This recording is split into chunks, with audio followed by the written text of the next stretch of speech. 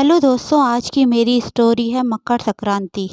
रोहन नाम का एक लड़का मकर संक्रांति को लेकर बहुत उत्सुक था। वो हर साल अपने दोस्तों के साथ पतंग खरीदता और गांव भर में उसे उड़ाता रहता। इस साल रोहन जब अपनी पतंग उड़ा रहा था तभी उसकी पतंग की डोर टूट गई।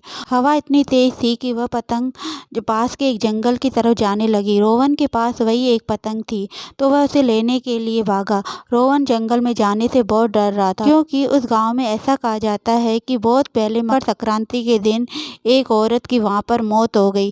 तभी से लोग कहने लगे हैं कि वह जंगल शापित है। लेकिन रोहन हिम्मत करके अपनी पतंग को खोजने के लिए उस जंगल में चला गया। रोहन अपनी पतंग खोज ही रहा था कि उसे लगा उसके पीछे कोई है। जैसे ही उसने पीछे मुड़कर देखा तो उसे कोई वहां नहीं दिखा। रोहन ने देखा कि उसकी पतंग पेड़ पर अटक गई है और वह उसे उतारने के लिए पेड़ पर चढ़ गया और उसने अपनी पतंग हाथ में ली थी और वह नीचे उतरने लगा। लेकिन जैसे ही वह नीचे मुड़ा तो उसने देखा कि एक औरत उसके ठीक नीचे खड़ी है और उसकी तरफ ही देख रही है। उसके चेहरे पर बहुत से निशान थे, उसका आधा शरीर जला हुआ था। रोहन ये देखकर बहुत डर गया और वह औरत हवा में उड़ने लगी और उस औरत ने रोहन को उसकी शर्ट के कॉलर से उठा लिया और उससे पूछा कि क्या उसने जंगल की औरत के बारे में कहानी सुनी है। तो रोहन ने अपना सिर हाँ में हिलाया। रोहन ने डरते डरते उसे बताना शुरू किया और कहा कि तुम हर साल पतंग खरीदती थी और उसे हीरालाल के खेत में फेंक देती थी। हीरालाल जब महीने भर शहर से काम करके वापस लौटा तो उसे खेत प्लास्टिक की वजह से बंजर पड़ गया। गुस्से में आकर हीरालाल ने तुम्हें पतंग के धागे से जंगल के किसी पेड़ पर बांध दिया और आग लगा दी। अगले दिन तुम्हारी लाश मिली और उसके 3 दिन बाद हीरालाल की भी मौत हो गई और लोग कहते हैं कि हीरालाल को तुमने मारा है।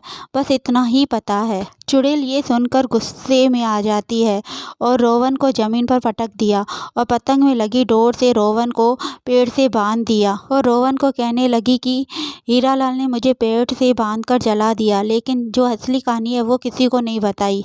हीरालाल एक इंडस्ट्रियल था और उसकी फैक्ट्री से बहुत सारा कचरा और प्लास्टिक नदियों में जमा हो जाता था और बगल में ही किसान के खेत होते थे। वह पानी किसान के खेत में जाने की वजह से उनकी फसलें खराब होने लग गई थी। मेरे पिताजी भी किसान थे जिन्होंने फसल बर्बाद होने के सदमे से आत्महत्या कर ली थी। ये देख मैंने हीरालाल के खिलाफ आवाज़ उठाई, लेकिन हीरालाल ने मुझे इसी पेड़ से बांधकर जला दिया और गांव में झूठी अफवाह फैला दी। तब से मैंने कसम खाई, जो भी प्लास्टिक का उपयोग करेगा उसे मैं छोड़ूंगी नहीं। अब तू भी इसमें शामिल हो गया है। तभी चुड़ैल ने रोहन की पतंग हाथ में ली और फाड़। तभी चुड़ैल को समझ में आया कि वह पतंग प्लास्टिक की नहीं होकर पेपर की है, तो रोहन को देखने लग गई। तभी रोहन के घर वाले से खोजते हुए वहां पहुंच गए और चुड़ैल वहां से गायब हो गई। रोहन के परिवार आके उसकी रस्सी खोल के उसे घर ले गए। रोहन तब से उस जंगल की तरफ तो नहीं गया, लेकिन उस चुड़ैल की कहानी अब सबको बताता है।